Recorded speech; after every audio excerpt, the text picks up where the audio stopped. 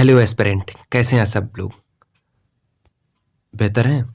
आप लोगों की बहुत सारी क्वेरीज थी, तो मुझे लगा कि एक वीडियो आप सबकी क्वेरीज पे बनाना चाहिए। तो कोशिश करूंगा आप सबकी सारी क्वेरीज को यहाँ पे सॉल्व करने की। इसके अलावा भी अगर कोई समस्या रह जाती है तो मैं अपनी मेल आईडी स्क्रीन पे चला दूंगा, आप लोग, या डिस्क्रिप्शन बॉक्स में भी डाल दूंगा। आप लोग वहाँ से नोट करके क्वेश्चन आप जो भी हो मन में उठ रहे हो पूछ सकते हैं। तो चलो शुरू करते हैं। ये जो पोस्ट थी ये एडवोकेट जनरल के ऑफिस से थी यूपी के, और जो ये इनकी ऑफिस लखनऊ और इलाहाबाद दो जगह होती है। ठीक है, तो ये जो है प्रयागराज वाले ऑफिस का एड्रेस है। और ये जो पोस्ट एक पहली पोस्ट है, additional private secretary A English की पोस्ट है। तो इसमें सबसे बड़ी चीज़ आप देखिएगा, इसमें अगर आप देख पा रहे होंगे तो इसमें है बैचलर डिग्री। तो 2-3 पोस्टों के लिए है, उसमें अभी बताऊंगा। तो इसके लिए भी बैचलर डिग्री है। बैचलर डिग्री आपकी किसी भी यूनिवर्सिटी से, किसी भी माध्यम से, हिंदी, अंग्रेजी, उर्दू, किसी भी माध्यम से हो, कोई फर्क नहीं पड़ता है, डजंट मैटर। तो आप बैचलर डिग्री होनी चाहिए आपके पास। उसके बाद में 100 वर्ड जो है 100 शब्द पर मिनट के हिसाब से शॉर्ट हैंड होगा आपका एक शॉर्ट हैंड का टेस्ट होगा। ठीक, उसके बाद में 100 शब्द पर मिनट के हिसाब से जो आपका शॉर्ट हैंड होगा, उसके बाद में आपका होगा 30 शब्द पर मिनट के हिसाब से इंग्लिश टाइपिंग होगी। ठीक है, 100 शब्द पर मिनट होगा आपका शॉर्ट हैंड और 30 शब्द पर मिनट होगा आपकी टाइपिंग। ठीक, ये दो डिटेल आपने देख लिया। अब आते हैं तीसरी डिटेल पे। उसके बाद में अगर आपको थोड़ी सी कंप्यूटर की जानकारी होगी तो आपको प्रेफरेंस दी जाएगी।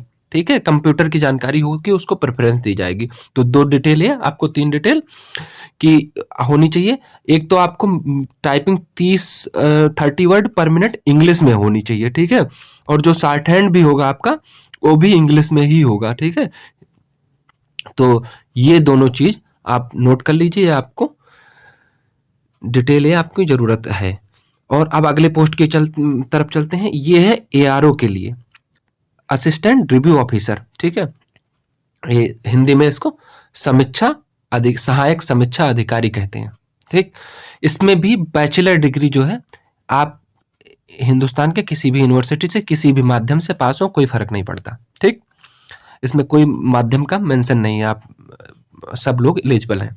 उसके बाद में जो टाइपिंग है यहाँ पे, इसकी टाइपिंग दोनों माध्यम में होगी, जिसमें भी आप देना चाहें, जिसमें भी आप अपने आप को बेहतर कर सकते हैं, बेहतर महसूस करते हैं, कंफर्ट फील करते हैं, उसमें आप दे सकते हैं। 30 वर्ड पर मिनट जो है इंग्लिश में टाइपिंग है।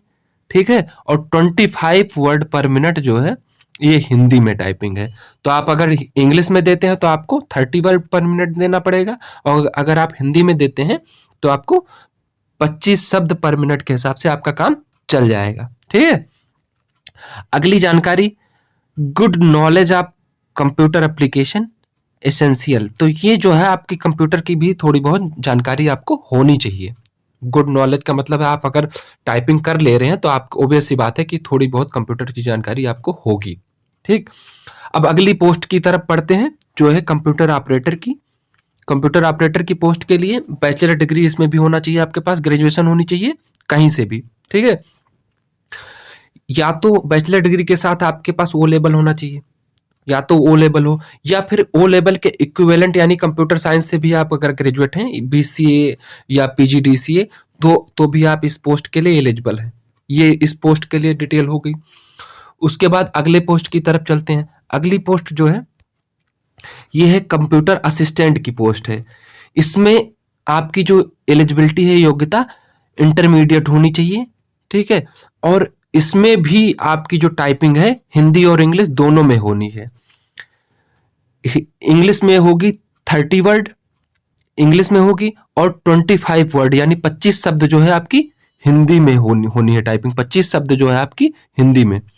तो हिंदी में अगर आप टाइपिंग देंगे तो 25 शब्द, और इंग्लिश में टाइपिंग करेंगे तो 30 शब्द। ये हो गई इसकी भी जानकारी। तो ये टाइपिंग वाली डिटेल हो गई। इसमें एक जो पहली पोस्ट है ये वाली एपीएस की, तो इस पोस्ट को छोड़ करके आपकी जो टाइपिंग होनी है वो दोनों हिंदी और इंग्लिश दोनों में दे सकते हैं, लेकिन जो एपीएस की टाइपिंग होगी वो केवल और केवल इंग्लिश में होनी है। तो ये हो गई इसकी ये डिटेल, और आगे चलते हैं, देखते हैं कि आपको और क्या बताना है।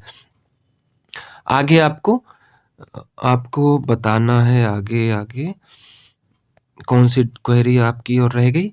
हाँ, और क्वेरी आपकी ये रह गई कि एप्लीकेशन एक जो है, एक बार आप सबमिट कर देंगे तो मॉडिफिकेशन जो है इसमें आपको अलाउ नहीं होगा, ठीक है, इसमें संशोधन अलाउ नहीं होगा।